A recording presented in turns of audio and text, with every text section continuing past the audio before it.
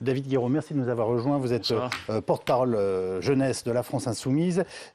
On est loin d'un phénomène massif.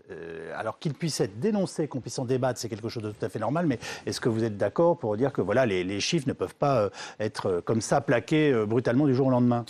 Personne n'a sorti de chiffres. Enfin, en tout cas, Philippe Poutou n'a pas sorti de chiffres. Il a juste dit qu'une réalité, c'est-à-dire qu'il y avait des cas de mort à la suite d'interventions policières. Et d'ailleurs, il a même reconnu certains cas sont accidentels, certains cas sont des cas de légitime défense. Il donne un chiffre de 15 morts qu'il n'argumente pas. Oui, alors d'ailleurs, il n'est pas sûr sur le chiffre. Par ailleurs, quand vous regardez la séquence. Mais de toute façon, quel est l'objet? Initialement, il nous dit 15 morts chaque année. Vous comprenez que quand on porte des accusations de ce type, le minimum est de pouvoir au moins les justifier ou en tout cas les expliquer. Alors moi, par exemple, si vous voulez vraiment des chiffres, si c'est vraiment très intéressant, vous avez David Dufresne qui collectait les données de violences policières à l'issue des manifestations de Gilets jaunes, qui disait qu'en environ un an, on a plus blessé de gens qu'en 20 ans d'existence de la vie politique. Voilà, ça c'est un chiffre. Si vous voulez, dans son livre, pardonnez-moi, je ne conteste pas les chiffres, mais simplement c'est du déclaratif, et parce que c'est du déclaratif, ce sont par définition des chiffres qui sont extrêmement contestés. Mais alors si vous voulez un chiffre, si vous voulez un chiffre, vous avez l'IGPN.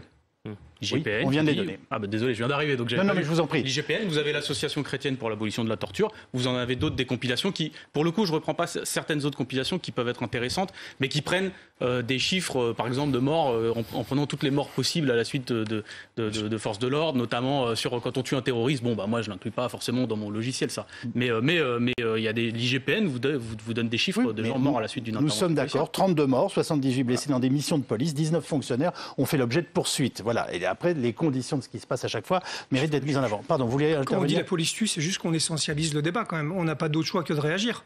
Quand on dit la police tue et que finalement on ne connaît même pas les chiffres, on ne dit pas la police tue, juste on se tait. Ou alors on ne va pas sur ce terrain-là si on n'est pas capable après d'expliquer pourquoi on l'a dit. Dire après, oui, mais les gilets jaunes, des blessés, ça n'a pas de sens. Très clairement, mis à part, encore une fois, attiser le feu, diviser les gens, enfin, je veux dire, c'est quoi l'intérêt de ce genre de propos? Il n'y en a vraiment pas, surtout que ce n'est pas fondé. Je termine juste. 3 millions d'interventions pour la police, 5 millions en effet gendarmerie et police. 3 millions pour la police, 32 décès, quelle que soit la raison, parce que finalement l'IGPN compte les décès en intervention, mais il y a des affaires qui sont en jugement, il y a d'autres affaires qui de toute façon n'auront pas de jugement parce que c'est lié potentiellement en effet au comportement des gens ou à leur santé, etc. On est à 0,001% de personnes qui décèdent autour d'une action de police. Donc dire que la police tue, c'est juste totalement faux, c'est juste scandaleux. Avant de vous donner la parole, je voudrais juste qu'on réécoute les propos de Jean-Luc Mélenchon qui traitait les policiers de barbares. On serait tenté de dire l'exemple vient d'en haut, c'était donc en septembre 2019.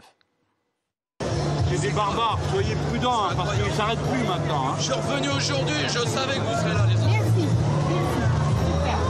J'ai dit à François, je sais que vous allez parler des violences policiers. C'est horrible. Mais samedi, il y avait été, il me tue. Tu vois, ils attendent le prétexte. Et puis après, c'est moi qui suis peur de voir que vous débordez le matin. Il y en a plein de Bon, ce sont des barbares. Est-ce que ce sont des termes qu'on peut utiliser quand on parle de notre police, qui, je le rappelle, bénéficie d'un pouvoir par délégation, celui de maintenir la force publique en notre nom, dans une démocratie?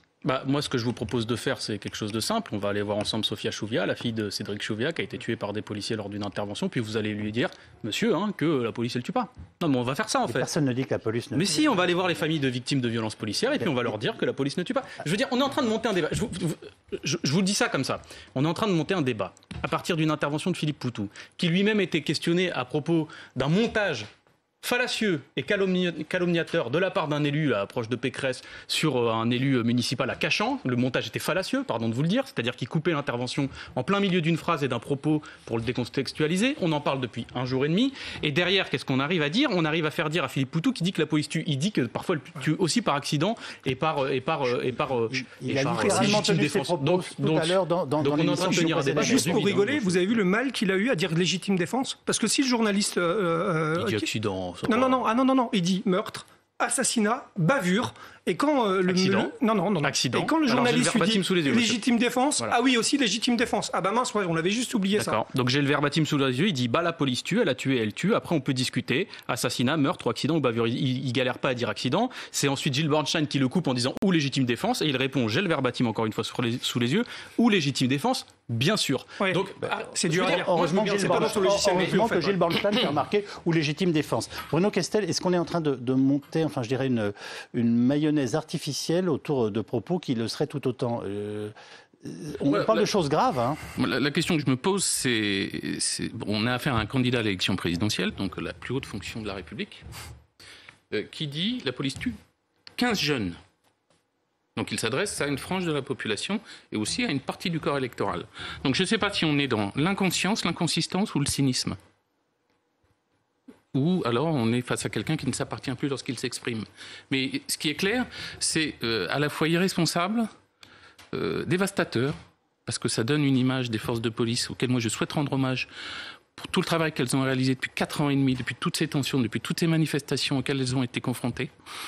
Et je crois que malheureusement, ça participe aussi à une forme de dérive du débat politique et public, à quelques mois des élections présidentielles, pour laisser croire à cette même frange de la population à laquelle il s'adresse en disant la police tue 15 jeunes par an, que finalement la légitimité du pouvoir républicain, démocratique, incarné par les forces de police et de gendarmerie, comme vous le rappeliez tout à l'heure, pour simplement faire respecter l'ordre public et la sécurité de toutes et tous, soit remise en cause par ce qu'il faut appeler quelque part une frange du champ politique de l'extrême gauche. Et je crois qu'on est dans une manip outrancière d'une partie du corps électoral pour essayer de gratter des voix, quoi. Mais vous savez, personne n'a dit les policiers sont tous des salauds et des assassins. Moi, c'est pas du tout mon discours, c'est pas celui de Philippe Poutou sur les jeunes, monsieur.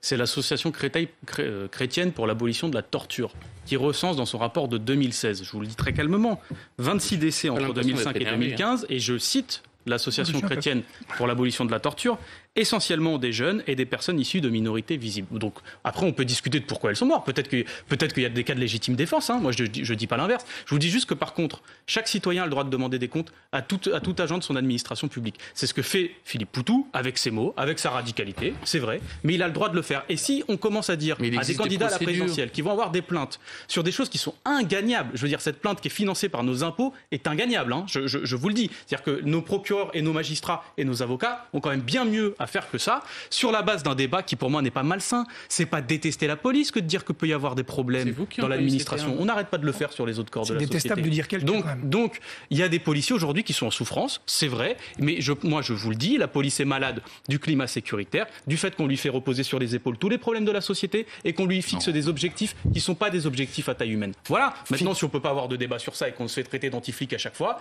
moi je veux bien qu'on me mette l'étiquette d'antiflic, mais je pense que cette situation actuelle ne profite pas du tout aux policiers qui vivent, à mon avis, avec beaucoup de mal, tous les discours qui consistent à dire il faut que les gens aient peur de la police. Et vous croyez que votre discours va renforcer la crédibilité des policiers, notamment auprès de la jeunesse ? Comment ça ? Vous croyez que votre discours va renforcer la crédibilité et l'image des policiers auprès de la jeunesse ? Alors moi, je propose des actes concrets pour que justement ça s'arrange entre les jeunes. Bah oui, mais parce que vous savez, c'est la CNCDH. Vous assénez des contre-vérités, mais non, mais des c'est pas des outrancières qui sont logiques avec l'idéologie qui vous anime. Mais pensez au moins à ces policiers qui sont tous les jours sur le terrain et qui sont stigmatisés par deux déclarations successives. Mais moi, je suis désolé, un candidat à l'élection présidentielle qui n'est pas loin de vous, mais qui est quand même assez détestable sur le fond qu'il porte. Ça marche pas, monsieur. Moi, j'ai des propositions. C'est normal d'avoir des émotions. Le chantage, c'est autre chose, vous avez raison. On va écouter quelque chose qui peut provoquer des émotions avant de demander une analyse à Philippe Corbet dans un instant. C'est ce qui était scandé récemment à la Fête de l'Humanité.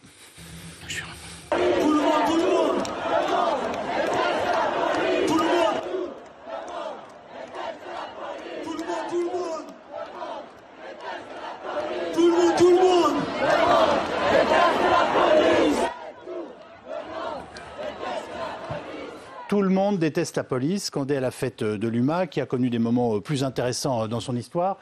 Philippe Corbet, est-ce que ce qui vient de se passer depuis hier avec Philippe Poutou est un événement de la campagne présidentielle, un événement politique ? Non, parce que très honnêtement, si on se place du point de vue de Philippe Poutou, quel message il fait passer ? Est-ce qu'il parle de la police ou est-ce qu'il parle des policiers ? Est-ce qu'il parle des policiers qui, ce soir, vont répondre au 17 et vont les protéger des Français dans des situations difficiles ? Évidemment qu'il parle de la police. Mais oui, mais c'est bien ce qu'il fait. Il ne parle pas des policiers qui sont, la plupart d'entre eux, des enfants de familles populaires populaires, qui prennent des risques. Et vous le disiez, beaucoup d'entre eux sont dans des situations difficiles. On connaît le problème des suicides dans la police. Ils parlent pas d'eux, ils parlent de la police comme institution. Ils parlent de l'État, d'une certaine manière, de la violence légitime exercée au nom de l'État. Et du coup, en termes d'efficacité politique, il a un message qui est brouillé, qui est troublé. S'il disait la police, le ministère de l'Intérieur, les préfets de police, ceci, cela, qu'ils disent comme ça, là, d'une certaine manière, il donne l'impression, avec un message un peu trouble, de parler des policiers et de salir des gens qui prennent des risques pour nous. Et d'ailleurs, vous parliez de la fête de l'humanité. Après cette séquence,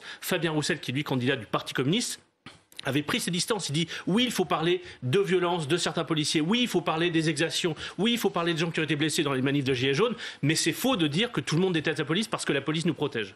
Alors, on se souvient que sur Brut, Emmanuel Macron avait prononcé ces mots de violence policière. Il y a des mots qui coûtent cher politiquement. Est-ce que ce qui s'est passé dans ce studio le 21 novembre, ce sont des violences policières ? Pardon, ça s'appelle comment ? Enfin, ce qui a été filmé, j'ai vu les images, oui, ça s'appelle comme ça. Moi, j'ai aucun problème, si on est dans une discussion comme ça, pour dire qu'il y a des violences policières. Mais je n'aime pas donner crédit à un concept. Il y a de la violence dans la société. Il y a du racisme dans la société, aujourd'hui, en France. C'est un fait. Et donc, comme on a une police qui est à l'image de la société, eh bien, il y a des membres de la police qui ont des comportements violents qu'il faut pouvoir traquer et sanctionner. Et il y a des membres de la police qui ont des attitudes racistes qui ne sont pas acceptables. Est-ce que pour autant, c'est l'institution qu'il est, c'est l'ensemble des policiers ? Non. Alors je précise que le président de la République était interrogé sur les violences dont avait été victime le producteur de musique Michel Zecler. Comment vous avez vécu cette prise de parole présidentielle ? Bon, très mal, puisque c'est celle qui a présidé, sans mauvais jeu de mots, à ce qu'on ait un débat long qui s'est appelé le Beauvau de la sécurité. Puisque, en effet, ça a forcément grincé assez fort dans les rangs quand on entend le président lui-même reprendre le terme de violence policière. On est juste les seuls à être affublés de ça. Il n'y a pas de violence médicale, il n'y a pas de violence de magistrats. Il précise que c'est le fait de certains. Vous savez, il y a un jeune journaliste qui vient de publier un livre, puis une bande dessinée, il s'appelle Valentin Gendreau. Il a infiltré la police dans le 19e arrondissement de Paris et il dénonce des actes, alors lui il dit, de racisme ordinaire, qu'il qualifie lui-même de minoritaire, mais qu'on laisse faire. Et il y a cette phrase qui est la phrase clé de son livre, il dit « Ce qui se passe dans le fourgon reste dans le fourgon ». Alors, voilà. Et ce qui est frappant dans ce livre, c'est de montrer que, je vais vous donner la proportion qu'il cite, il dit si sur 10 policiers, il y en a 2 qui sont effectivement racistes, les autres ne le sont pas, mais ils laissent faire. Ouais, je suis pas sûr. Je vous laisse réagir à ça. Je peux réagir. J'ai siégé 6 ans au Conseil de discipline. J'ai siégé au Conseil supérieur de la fonction publique. Et aussi, sur la commission. Le Conseil de discipline, c'est le moment où on rapporte les faits. Si tout le monde se tait, vous comprenez bien. C'est pas le moment où on rapporte les faits. C'est le jugement, c'est le passage au niveau du jugement administratif du comportement des agents. Parce que le Conseil de discipline, on parle que de déontologie, justement de ce que vous venez de parler. J'entends bien Grégory Joron. Qui rapporte les faits et à quel moment ? Des fonctionnaires de police, mais aussi des témoins, mais aussi l'IGPN, mais aussi, etc. Attendez, justement, donc le jeu n'est pas faussé. Je vais terminer. Je pense pas. Vous savez, c'est normal de vous poser la question. J'aimerais répondre quand même à ça. Mais monsieur, je vais juste terminer. J'ai pas terminé. Allez-y. Parce que tout à l'heure, vous parlez de chantage émotionnel, c'est juste énorme. Vous êtes parti tout de suite sur l'affaire Chouviat et vous accusez monsieur de chantage émotionnel. Je trouvais ça fabuleux. Non, mais parce que vous dites qu'il n'y a pas de violence policière. On laisse terminer. Mais oui, il y a pas de les violences policières, ça n'existe pas. Ce sont ou des violences illégitimes ou un usage de la force disproportionné, mais les violences policières, ça n'existe pas. Dans ce terme-là, c'est dévoyé. Et pourtant, chez les gens, ça existe, ils disent ça. Les gens disent ça. Oui, mais il n'y a que vous qui dites plus ça, monsieur. Oui, il n'y a que nous, il n'y a que les policiers, peut-être. Et c'est ce qui fait peut-être qu'il y a un certain mal-être. Non, mais je vais vous dire pourquoi il y a un mal-être. Mais vous savez, quand on voit le résultat de la France insoumise... Si je peux vous répondre, parce qu'on n'est pas non plus au poste. Ça veut dire quoi ? J'aimerais juste vous dire une chose. Non, attendez, ce propos-là, il est inadmissible. Vous êtes sur un plateau de télévision, vous vous exprimez très librement depuis votre arrivée. Vous ne pouvez pas dire à cette table, on n'est pas au poste. Et si c'est un trait d'humour, c'est très mauvais goût. Alors maintenant, je vous laisse reprendre la parole. Vous êtes un peu tendu tous, hein ? Non, moi je vais vous répondre. Je vous dis juste une chose. Moi, j'aimerais juste vous dire une chose. Quand vous dites qu'on est les seuls à penser ça, et quand je vois le résultat de la France Insoumise de l'élection, je pense que vous n'êtes pas loin d'être bientôt seul à penser ça. Faites attention parce que votre syndicat ne fait pas toujours les meilleurs résultats du monde. Maintenant, moi, j'aimerais vous dire une chose. Je vous écoute, bien sûr. Je vous dis, il y a un problème. Vous savez, la plupart des gens, même l'immense majorité des Français dans ce pays, disent pas qu'ils ne veulent pas de principe de police. Ils disent pas qu'ils veulent pas de police. Ils demandent juste à ce qu'elle soit exemplaire. Et aujourd'hui, quand vous avez un nombre d'affaires qui s'accumulent, je pense par exemple pendant les Gilets jaunes à Madame Zineb Redouane, qui est tuée par une grenade lancée par une force de l'ordre, et qu'on n'a jamais retrouvé la personne qui a fait ça. Parce que la vérité, c'est quoi? C'est que les collègues de la personne qui a lancé, du policier qui a lancé cette grenade, n'ont jamais dit c'est ce monsieur qui est responsable. C'est très grave. Voilà, c'est choquant. C'est très grave ce que vous dites. Si c'est une réalité, c'est choquant. C'est une réalité. Non, mais si vous avez des informations, vous devez porter plainte au titre de l'article 42. Oui, alors Libération, on a. Et d'ailleurs, en fait, il y a une enquête et personne n'a rien trouvé. Vous ne pouvez pas asséner de telles vérités. Si, je l'assène. Non, mais il y a des sans contre-enquêtes en donner toute la journalistes. traduction judiciaire et juridique. Enfin, vous ne pouvez pas comme ça marteler comme l'a fait Poutou hier et avant et aujourd'hui. Zineb Redouane, c'est un fait connu de tous, monsieur. Mais attendez, mais c'est ces dizaines et dizaines de policiers qui ont pris des boules de pétanque ou de l'acide dans la tronche, c'est une réalité aussi. Mais c'est pas une raison pour tuer une vieille femme qui ferme ses volets, monsieur. Les forces de l'ordre présentes sur le terrain et les manifestants qui ont été tout autant violents, vous pouvez pas le contester. Mais c'est pas une raison pour tuer une vieille femme qui fermait ses volets. Mais vous êtes... je veux dire, si on en est là, d'accord, mais enfin, le débat est un peu détérioré. Non, mais vous, le débat, j'ai bien compris, on a tous bien compris que c'était vous qui en fixiez les limites. Je vous dis juste une chose. Non, mais attendez, monsieur Kefet. C'est toute la tolérance qui vous caractérise. Non, c'est pas une question de tolérance ou de je ne sais pas quoi. Je vous dis juste, les gilets jaunes qui ont cassé, etc., il y en a énormément qui ont été en comparution immédiate, etc. Parfois même pour des procédures injustes. Par contre, il y a eu une trentaine... je vous demande de conclure, s'il vous plaît. Je conclue sur ça. Il y a eu une trentaine de yeux arrachés pendant les manifestations, d'une trentaine de yeux éborgnés, d'accord. Il y a une trentaine de personnes qui ont été éborgnées.